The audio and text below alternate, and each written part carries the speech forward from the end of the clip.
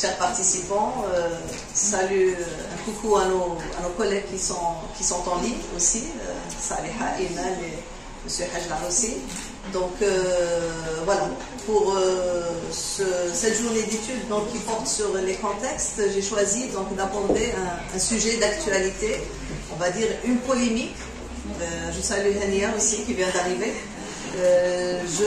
Donc j'ai choisi de traiter d'un thème d'actualité, de polémique en fait, qui a porté récemment sur les crimes coloniaux et plus particulièrement sur les enfumades de Dahra. Et donc je me suis dit pourquoi ne pas saisir cette occasion pour essayer de décrypter un petit peu les discours qui sont tenus sur ces crimes.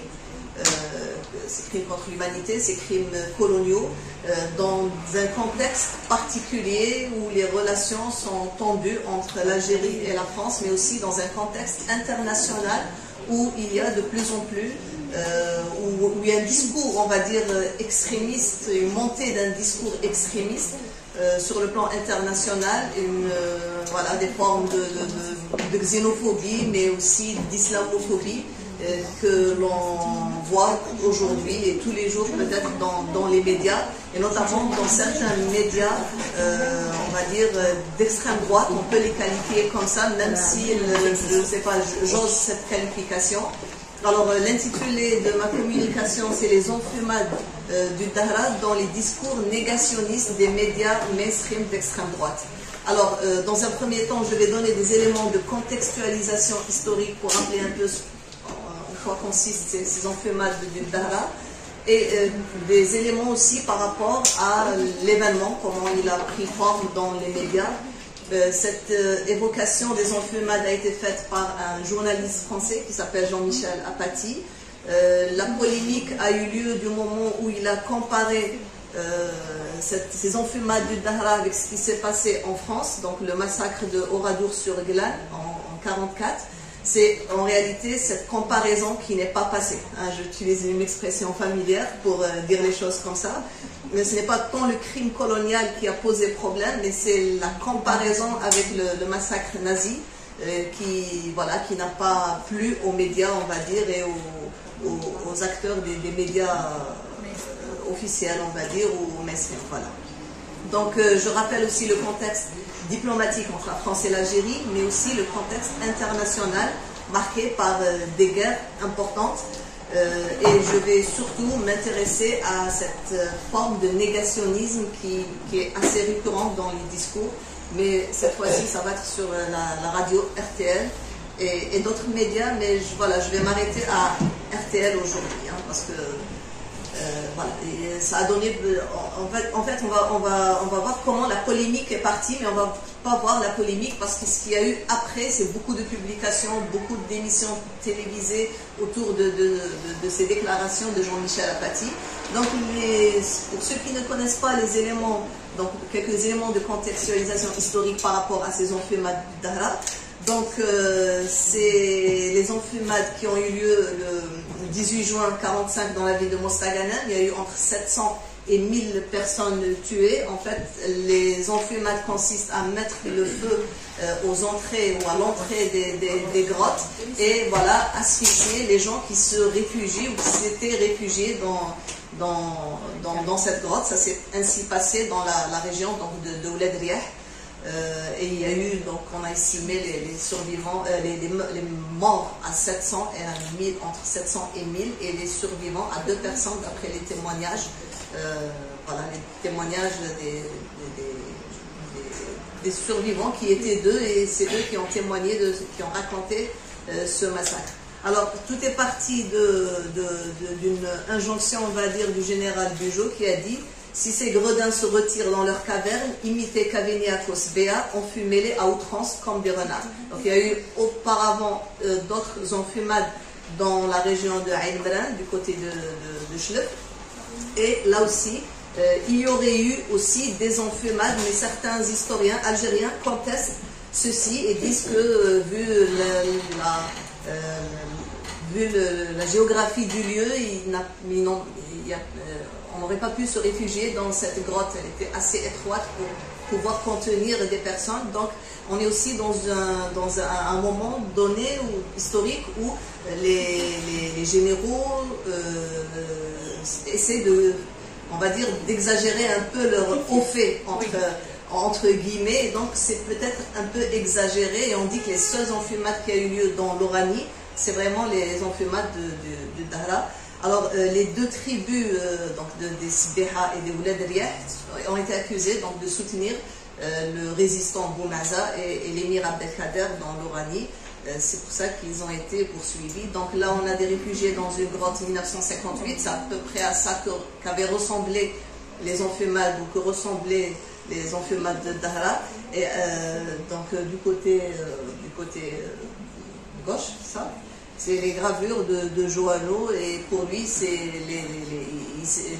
les Louadriens s'étaient entretués dans cette grotte, ce qui n'est pas vrai, ce que conteste Hachmi Amel, qui a fait une autre peinture aussi reproduisant ce massacre. Alors pour les échanges, il y a la vidéo, mais je vais vous lire très très rapidement ces échanges qu'il y a eu. Donc on parlait de l'Algérie, de la crise entre l'Algérie et la France, et donc il y a eu Jean-Michel Apathy, le journaliste, Florence Portelli, maire de LR, donc, et un journaliste, donc un autre journaliste de RTL. Alors Jean-Michel Apathy qui dit: ce que nous avons fait en Algérie, vous savez, chaque année en France, on commémore ce qui s'est passé à Ouradour sur Ilan, c'est-à-dire le massacre. Portelli dit: vous comparez ça, Jean-Michel Apathy, de tout un village, on en a fait des centaines, nous en Algérie, est-ce qu'on en a conscience? Donc il faut dissocier les dossiers. Et si nous avons des difficultés à avoir des relations saines, Portelli qui dit: on n'a pas fait Ouradour sur Ilan en Algérie. On a mis des femmes et des enfants dans une église et on a mis le feu, mais vous vous rendez compte de ce que vous dites, Jean-Michel Apathy? Vous connaissez les détails de la conquête en Algérie? Le journaliste Soto: on s'est comporté comme des nazis en Algérie? Jean-Michel Apathy qui répond: combien de villages ont été massacrés, mais les nazis n'existaient pas. On ne s'est pas comporté comme des nazis, ce sont les nazis qui se sont comportés comme nous. Quoi? N'importe quoi, c'est horrible ce que vous dites. Vous osez? Alors, oui, donc il rappelle, mais vous ne connaissez pas du tout l'histoire de la conquête de l'Algérie par la France, vous ne savez pas du tout que les villageois fuyaient les colonnes de soldats français, et la députée qui dit: c'est horrible de comparer ça au nazisme, c'est une insulte que vous venez de faire au peuple français. Les derniers grands massacres qu'a connu l'Algérie ont été commis par les islamistes dans les années 90. C'est d'ailleurs ce que dénonce Kamel Daoud, Boualem Sansal. Boualem Sansal, c'est ce qui lui vaut d'être aujourd'hui en prison par un régime dictatorial, sans que ça ne gêne un certain nombre d'intellectuels de la gauche bien pensante. Moi, au contraire, ça me gêne beaucoup, et j'espère que ce malheureux sera libéré, parce que la liberté d'expression, etc. Le régime algérien utilise aujourd'hui, ça c'est très important, je vous demande de retenir ça parce qu'on va revenir là-dessus, le passé colonial, justement, plutôt que de dénoncer ce qui s'est passé avec l'islam radical et le terrorisme. Alors, pardon, le régime algérien utilise aujourd'hui le passé colonial, justement, plutôt que de dénoncer ce qui s'est passé avec l'islam radical et le terrorisme islamiste dans les années 90. Donc pour elle, c'est ça voilà. On instrumentalise une mémoire, on va dire, au détriment de l'autre. Alors, pour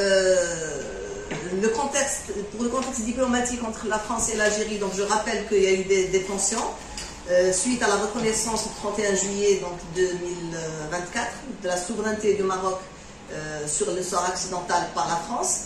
Ces tensions ont été avivées par des attaques régulières via les médias français contre l'Algérie. Elles ont été alimentées par l'extrême droite au pouvoir.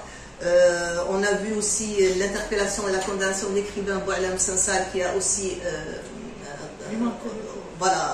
aggravé, on va dire, rendu plus tendu, on va dire, les relations entre les deux pays, et l'affaire des TikTokers, des OQTF, l'accord France-pro-algérien de 68, etc. Et il y a eu une suite après. Donc ça, c'est le contexte un peu diplomatique et lié aux tensions qui ont mené à cette crise.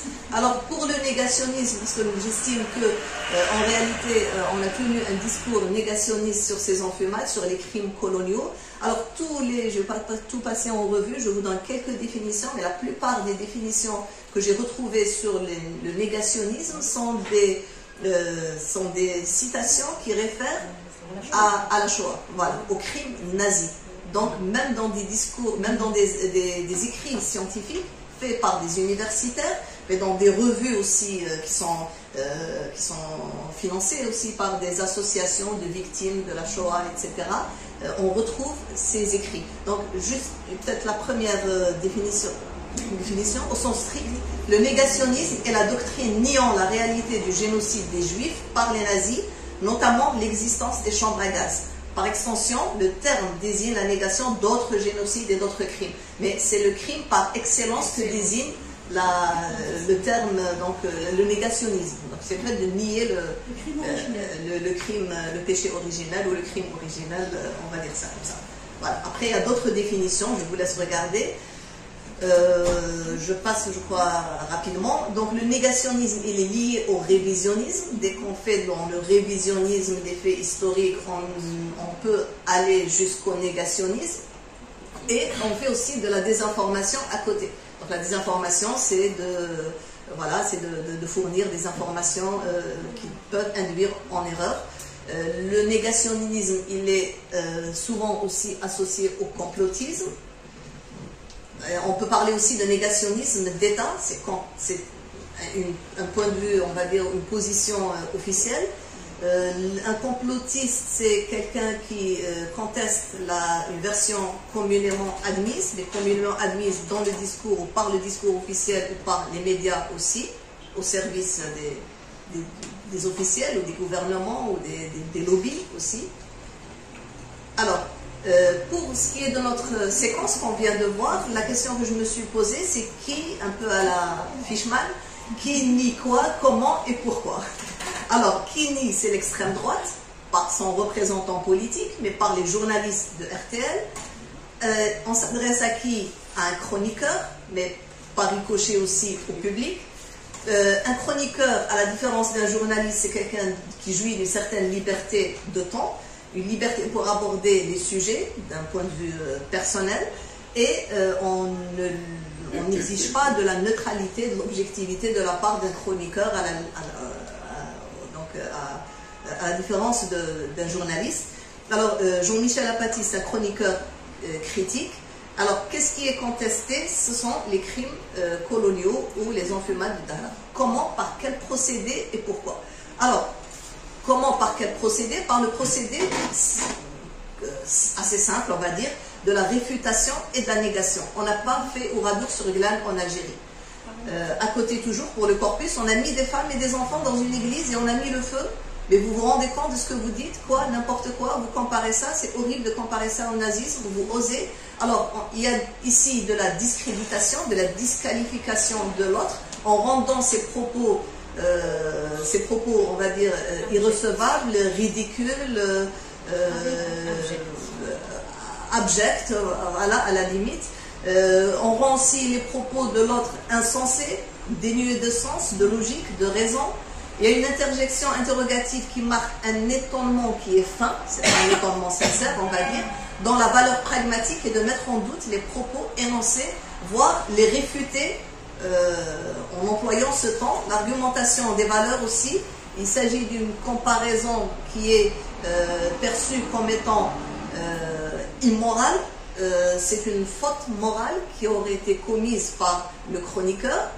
Donc tout ça, c'est à travers l'intonation, à travers les propos des représentants, on voit ça. Il y a le registre de l'indignation aussi, c'est une émotion morale, l'indignation. Donc on s'indigne aussi d'une telle comparaison, de la tenue de tels propos, etc. Et le journaliste qui dit, on s'est comporté comme des nazis en Algérie. Alors là, on reprend les propos de l'interlocuteur pour le ridiculiser, pour faire semblant d'adopter, on fait semblant d'adopter sa pensée en usant d'une intonation ironique, une intonation qui est perçue par le public comme étant ironique. Donc ça lui permet le décryptage de ce que dit le journaliste. D'ailleurs, on comprend qu'il est en train d'ironiser. Je vais essayer de faire très vite. L'ironie est marquée par l'intonation ici. C'est une énonciation ironique à visée pragmatique qui est le renversement du sens et la polémisation de l'énoncé. C'est à partir de là qu'est née la polémique, si vous voulez. C'est le journaliste qui a créé, on va dire, la polémique. Les derniers grands massacres qu'a connu l'Algérie ont été commis par les islamistes dans les années 90. Alors, disculpation de la France coloniale, déplacer le sujet, associer massacre à islamisme. Là aussi, pour tout ce qu'elle a dit sur Boualem Sansal, etc., le discours de l'extrême droite vise à polariser la société, stigmatiser un parti politique. On va voir, on va convoquer l'islamo-gauchisme, thème cher à l'extrême droite. On va occulter le débat sur les crimes coloniaux réels. La posture de Boualem Sansal à l'égard de l'islamisme lui aurait valu son emprisonnement, et c'est un argument fallacieux. En fait, ce n'est pas ça, c'est parce qu'il a remis en cause les frontières de l'Algérie. L'implicite, l'État algérien est presque accusé d'accointance avec les islamistes et donc de négationnisme par rapport... et là, c'est les propos, on va dire, qui ont été mis sur le tapis par Kamel Daoud. En fait, c'est lui qui a dit ou qui dit que l'État algérien ne s'occupe pas de condamner les islamistes, mais il instrumentalise la mémoire coloniale. Alors que la mémoire coloniale, ça fait partie du roman national, comme dans tous les États, tous les pays ont leur roman national, ont leur mythe fondateur, etc., leur histoire officielle. Donc là aussi, c'est l'histoire officielle de l'Algérie qui est enseignée, médiatisée, même avant même qu'il n'y ait l'islamisme, avant même l'islamisme terroriste, on va dire, en Algérie. Donc pour terminer, on va faire dans la substitution contextuelle, c'est-à-dire on va accuser l'État algérien de vouloir occulter la décennie noire au profit de la guerre de libération nationale. On va opposer deux événements historiques qui n'ont pas de lien apparent. On va aussi réviser l'histoire en introduisant une concurrence des mémoires, une concurrence des victimes aussi, pour servir les intérêts du moment. Pour des écrivains comme Daoud, comme Sansal, etc., ils ont besoin de montrer que l'Algérie ne critique pas assez les islamistes et donc ils sont en France pour critiquer l'islamisme. Et voilà, ils s'occupent d'instrumentaliser l'histoire coloniale, parce qu'en France aussi c'est un discours qui passe. Critiquer l'histoire coloniale et relativiser, on va dire, les crimes coloniaux, à la limite parler des effets positifs de la colonisation, comme le font aussi certains partis de l'extrême droite, servent les intérêts du moment. Alors, il y a aussi un amalgame entre islamisme et terrorisme. Donc la résonance, c'est avec ce qui se passe à Gaza, où le Hamas par exemple est taxé d'être un mouvement terroriste. Là aussi, ça a un écho aussi international, ce n'est pas sans relation avec le contexte international. Donc islamisme est confondu avec terrorisme, et la résistance est associée aussi au terrorisme. Voilà. Donc c'est des amalgames qui sont chers au discours d'extrême droite et de toutes les droites extrémistes, et qui sont actualisés par l'actualité internationale et les enjeux et les intérêts du moment. Et voilà. Donc pour conclure, peut-être je vais prendre une minute supplémentaire. Aïda, tu m'excuses, depuis tout à l'heure j'essaie de réguler, mais là je vous avez excusé. Merci beaucoup. Alors, en fait, dans cette polémique, c'est la comparaison avec le nazisme qui n'est pas passé, le génocide par excellence. Donc il y a une banalisation des crimes coloniaux en Algérie. Ça va même parfois, ça peut aller jusqu'à la négation. C'est pas une négation directe parce que ce n'est pas possible, mais on va essayer de faire, de mettre l'accent sur d'autres événements comme l'islamisme, mais aussi comme les effets positifs liés à la colonisation, entre guillemets. On a voulu aussi, dans le discours de la représentante donc des LR, on a essayé d'imposer les thèmes de l'extrême droite, donc l'islamisme, l'islamo-gauchisme, l'occultation du passé colonial, l'amalgame entre islamisme et terrorisme, au vu donc des contextes diplomatiques et internationaux actuels. On va construire une rhétorique du discours qui est basée sur les procédés de négation, de réfutation des propos de Jean-Michel Apathy. On va verser dans le révisionnisme historique. On va essayer de disqualifier une énonciation ironique qui est décryptable par les auditeurs, comme je l'ai dit tout à l'heure. Et on va essayer, donc, dans le registre de l'indignation, on va essayer de s'indigner au nom des valeurs partagées ou qui seraient partagées par le peuple français. Et je vous remercie beaucoup de votre attention.